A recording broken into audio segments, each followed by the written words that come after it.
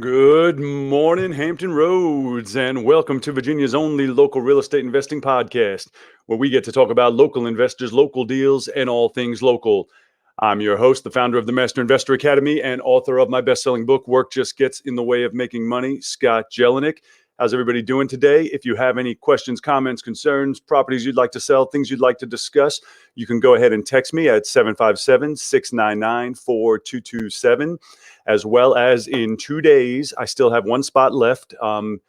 Today is Thursday. So this Saturday and Sunday, the 30th and 31st, I am doing a live local 2-day workshop right here in Virginia Beach. I still have one spot left. If you are local and interested in attending, go ahead and text me at 757-699-4227, and I will send you the information to get yourself registered. One last thing, if you have not done so already, go ahead and subscribe to this channel. And if you're on the podcast, go ahead and leave me a rating and review, and click the like button. It helps me get this out to more people, and I greatly appreciate it. So what I wanted to talk to you about today is I labeled this the power of lunch, and I'll tell you why. So I'm actually leaving shortly. I'm meeting a friend of mine for lunch over at Citrus on West Great Neck Road. And this is a friend that is in real estate business that I've probably been having lunch with maybe once every 2 months, every 3 months for over 20 years now.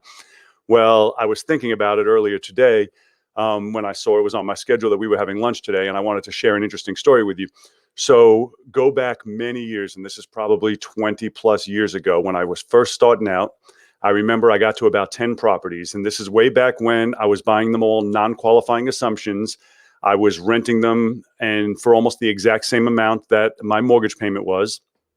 And I was just grinding. This is when I had the McDonald's plan. You remember, buy $1 million worth of properties, wait out 30 years and you'll be a millionaire. That was my simple program. Well, anyway, back then I was also doing flea markets. And so I would drive to New York once a week and I would fill up my truck with everything. You know, I was selling Oakley, CDs, pocketbooks, you name it. And I would drive back. Well, this is a long time ago, mind you. So we did have cell phones, but we didn't have national service. It only worked across the Chesapeake Bay Bridge Tunnel. When I would get between the two tunnels is when my service would pop back on. So every week I would drive to New York, and then on my way back in between those two tunnels, I would get signal again. And I always had 19 messages. If you guys are old enough and remember, we used to be able to get 19 messages. Now we can have hundreds of them, but we used to only be able to get 19. So my signal would pop back on and I would start listening to my messages. And it was almost like clockwork. Every single time I was coming back through, there was something. My water heater's out. My roof is leaking. The dishwasher's not working. It was always something. And I'm making a bunch of money doing this flea market business, right? Every week I'm going to New York. I'm spending 5-10 grand. I'm coming back and making money. And then I'm pushing it all out to these properties every single week. And so where I was going with that story is I remember having lunch with Sal, who I'm going to lunch with right now. And this was on Independence. It was a restaurant called Federico's. Now it's called Anchorali's, and I like the place now. It was called Federico's. It was an Italian restaurant. And I remember walking in, sitting down, and I was like, I think I'm out. And he's like, what do you mean? I was like, I can't take this anymore. I said, I'm making all this money over here, and I'm throwing it all away over here. Every week they're calling me with something else that needs to be fixed. These people aren't paying. I don't have any extra money, and everything I'm making is going to pay for these houses. And I was kind of over it. I was almost going into that meeting with the mindset of, here, do you want to take these properties? And I just couldn't take it anymore. Well, anyway, that was when we had a great conversation that day, and he kind of told me about lease options. Now, I don't even do lease options anymore, but back then, I never even heard of lease options. I didn't know what that was. And so he explained to me, and I don't remember how many properties he had at the time, probably 30, 40, 50. But he explained to me that all of his properties were on a lease option program and that he does little to zero maintenance, and explained to me about the down payment, about everything else that goes with it. And it was like a light bulb went off in my head, and kind of like I do for people now with slow flips. It's like the lease option thing, but on steroids. So he went through detailing the way the whole process worked. And you guys, most likely, you've already heard of lease options and you already know about it. It's interesting when I think about how much more educated we are these days. And that's because what are you doing right now? You're listening on a podcast. We didn't have those back then. You're watching this on YouTube. We didn't have that back then. We didn't have internet searches. We had, people that we were able to network with. And every now and then we had a seminar coming through town. So we didn't have all this information. And we had books. We had the bookstore.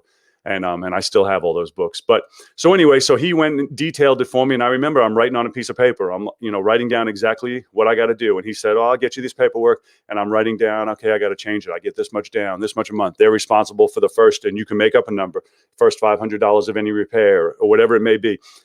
Anyway, so I slowly changed my business. Every time something came vacant, I changed them into that program. And that is what started me feeling invincible, in the sense that I was like, well, before I couldn't even handle having 10 properties. And now I'm like, well, now I could have 20. Now I have 115, and I feel like I could have 200, 300 just the same, because I'm not handling all of that, all the bad part of rental real estate. I'm not handling that headache part. And so where I started this was, I'm going to lunch right now with the same person, and I was thinking about it. That's just one person, one idea, one lunch 20 years ago. Think of the huge impact it's had on my life since then. And I won't even say my life. I'm talking about hundreds of other people's lives that I've affected with that information. And it came from one lunch. And so where I was going with that is, you need to purposefully think about these things. When you have somebody that you can add value to and get value from, put it on your calendar, schedule it. If it's once a month, once every 6 months, it doesn't matter, but make sure you stay in touch, share information. You may think you're the first person to be dealing with a situation, a problem, or whatever it may be. You're not. You're not the first person. Whatever it is you're going through, someone else has already gone through it. Somebody else has already solved that problem. So you can sit there and spend 6 months or 6 years figuring it out, or you can speak to the person who's already been through it, already solved that problem, and came out shining on the other side. And so it's just something for you to really spend some time thinking about. It is who can you add value to and get value from, and then pick up the phone. Pick up the phone and say, hey, would you like to have lunch? Let me tell you what you should not say. Do not say, I'd like to pick your brain. Think about those words for a second. I can't stand when people say, hey, you want to get lunch? I want to pick your brain for a minute. I'm like, pick my brain. Think about how that sounds and the feeling of it. I don't like those words at all.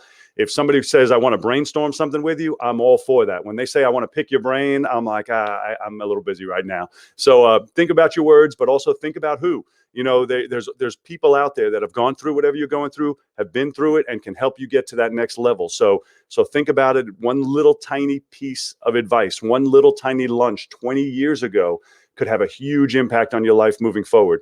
So it's just do stuff consciously. Don't run through life unconsciously and not even know what or why you're doing the things you're doing. Do everything on purpose. Do it consciously. That's all I got for you guys today. I'm running late night now. I got to be there in 15 minutes.